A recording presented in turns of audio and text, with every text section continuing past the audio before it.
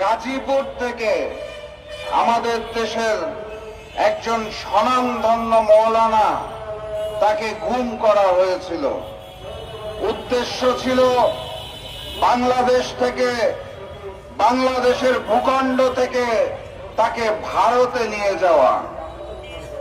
হাসিনা মুক্ত বাংলাদেশে, এই নতুন বাংলাদেশে যখন শেখ হাসিনা প্রশাসনের লোকজন ছাত্রলীগ যুবলীগের গুন্ডা বাহিনীকে ব্যবহার করতে পারছে না, তখন তারা ভারতীয় প্রতিষ্ঠান, ওই হিন্দুত্ববাদের প্রচারক, অখণ্ড ভারত তৈরি করার প্রচারক ইস্কনের মাধ্যমে গুম কর্মকাণ্ড শুরু করেছে।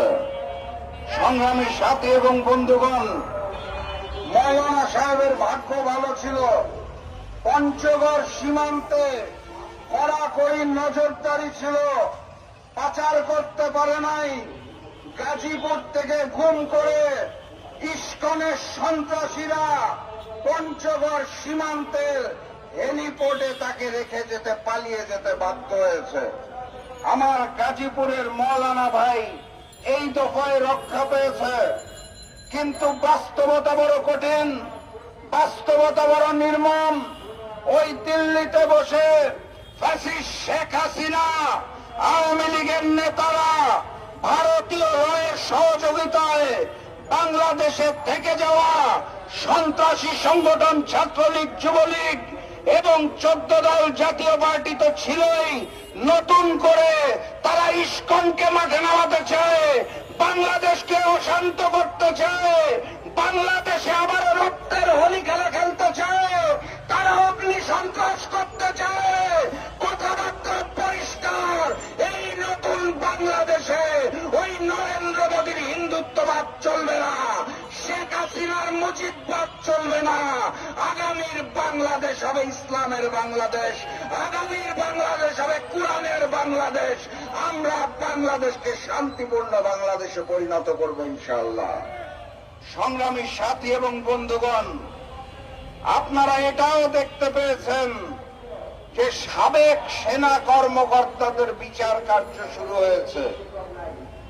আমি দুঃখের সাথে দেখতে পাই বাংলাদেশের দেশপ্রেমিক সেনাবাহিনী, বাংলাদেশের পুলিশ বাহিনী, বাংলাদেশের আনসার বাহিনী সহ নিরাপত্তা রক্ষায় যারা ছিলেন তাদেরকে, প্রতিষ্ঠানগুলোকে এক এক করে ধ্বংস করেছিলেন শেখ হাসিনা ওই ভারতের নির্দেশনায়।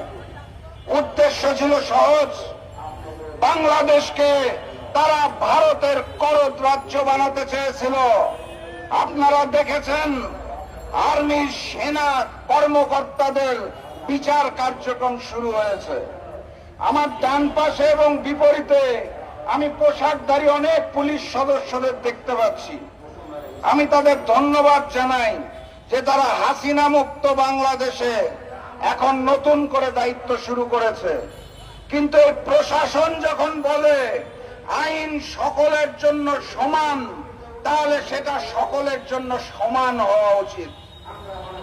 আর্মির সাবেক সেনা কর্মকর্তা যাদের গুম খুনের জন্য বিচার শুরু হয়েছে, তাদেরকে বহন করার জন্য যখন এসি ভ্যান সৃষ্টি করা হয়, তাদের জেল যখন ক্যান্টনমেন্টের ভিতরে বিশেষ ব্যবস্থায় তৈরি করা হয়, তখন আমরা স্পষ্ট ভাষায় বলতে চাই, গুম খুনের জন্য যদি ফ্যাসিস্ট শেখ হাসিনা দায়ী থাকে, যদি আওয়ামী লীগ দায়ী থাকে, যদি জাতীয় পার্টির 14 দল দায়ী থাকে, যদি ছাত্রলীগ যুবলীগ দায়ী থাকে, তাহলে প্রশাসনের এই সাবেক সেনা সদস্যরাও ছিলেন।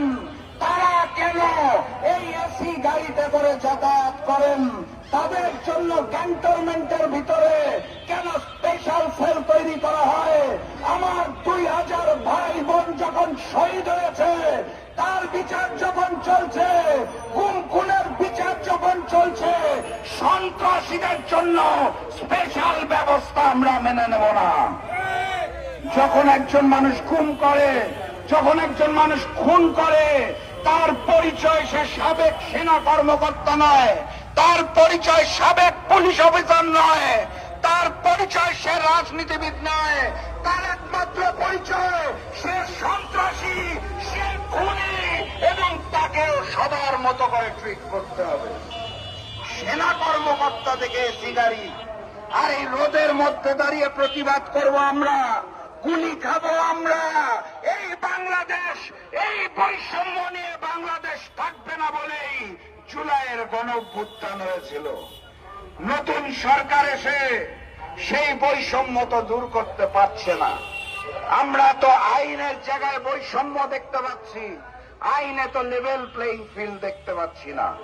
সংগ্রামী সাথী এবং বন্ধুগণ, এই ফ্যাসিস্ট শেখ হাসিনা গণহত্যাকারী আওয়ামী লীগের দোসর জাতীয় পার্টি, যার নেতার নাম জিএম কাদের, যিনি দিল্লি এবং ভারতের অনুমতি ছাড়া বাংলাদেশের সাংবাদিকদের সামনে কথা বলতে পারেন না, তিনি তার বক্তব্যে বলেছেন আওয়ামী লীগ এবং জাতীয় পার্টি ছাড়া নাকি আগামী নির্বাচন হবেন না, ওনারা নাকি করতে দিবেন না। আমি জিএম কাদের সাহেবের কাছে প্রশ্ন রাখতে চাই, বিগত শাসনামলে বিএনপি, জামাত সহ বিভিন্ন রাজনৈতিক দলকে নির্বাচনের বাইরে রেখে আপনারা যখন নির্বাচন করেছেন, তখন আপনাদের এই প্রশ্ন জাগে নাই? তখন আপনারা ইনক্লুসিভ নির্বাচন চিন্তা করতে পারেন নাই? আমরা আপনাদের জোর করে বাদ দিতে চাই না। আপনারা সন্ত্রাসী সংগঠন, আওয়ামী লীগ, জাতীয় পার্টির 14 দল, আপনারা রাজনৈতিক সংগঠন নন, আপনারা সন্ত্রাসী সংগঠন। অতএব আপনাদের বিচার হবে, আপনাদের কার্যক্রম নিষিদ্ধ হবে।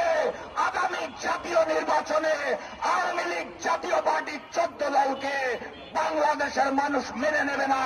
আপনাদের নির্বাচন করার কোন অধিকার নাই, রাজনীতি করার কোন অধিকার নাই বাংলার মাটিতে।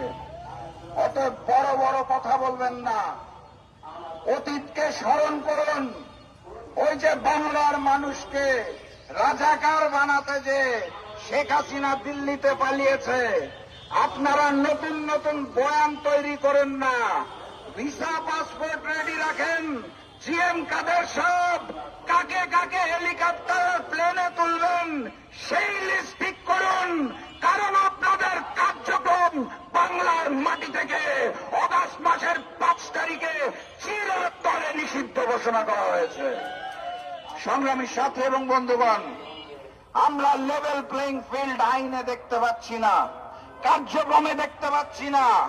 এই লেভেল প্লেইং ফিল্ড নিয়ে আগামী জাতীয় নির্বাচন অবাধ, সুষ্ঠু, নিরপেক্ষ, ভারতীয় প্রভাব মুক্ত হবে, এই বিষয়টা নিয়ে আমরা শঙ্কিত। আমরা অন্তর্বর্তী সরকারকে স্পষ্ট ভাষায় জানিয়ে দিতে চাই, জুলাই সনদে স্বাক্ষর করেছেন, আপনাদের ধন্যবাদ, কিন্তু এই সনদের কাগজের কোনো আইনগত ভিত্তি নাই। ভাঙ্গারি দোকানের কাগজ আর এই স্বাক্ষরকৃত জুলাই সনদের মধ্যে কোনো পার্থক্য নাই। অতএব দ্রুততম সময়ের মধ্যে জুলাই সনদ বাস্তবায়ন আদেশ জারি করতে হবে। সেই আদেশের ভিত্তিতে গণভোটের আয়োজন করতে হবে। যেই গণভোট জাতীয় নির্বাচনের দিন সম্ভব নয়, প্রতীক নির্ভর, মার্কা নির্ভর জাতীয় নির্বাচনের দিন প্রশ্ন নির্ভর গণভোট গৌণ হয়ে যাবে। আমরা জুলাইকে অপমান করতে চাই না। গণভোট নভেম্বর মাসের মধ্যে আয়োজনের ব্যবস্থা করুন। একই সাথে সাথে প্রশাসনে শেখ হাসিনার রেখে যাওয়া যে সকল লোক রয়েছে তাদেরকে রদ বদলের ব্যবস্থা করুন। একটি বিশেষ দলকে প্রাধান্য দেওয়ার জন্য যারা মনে করছে ক্ষমতায় চলে এসেছে, তাদের যে সকল লোককে নিয়োগ দিয়েছেন প্রশাসনে, তাদের রদ বদলের ব্যবস্থা করুন।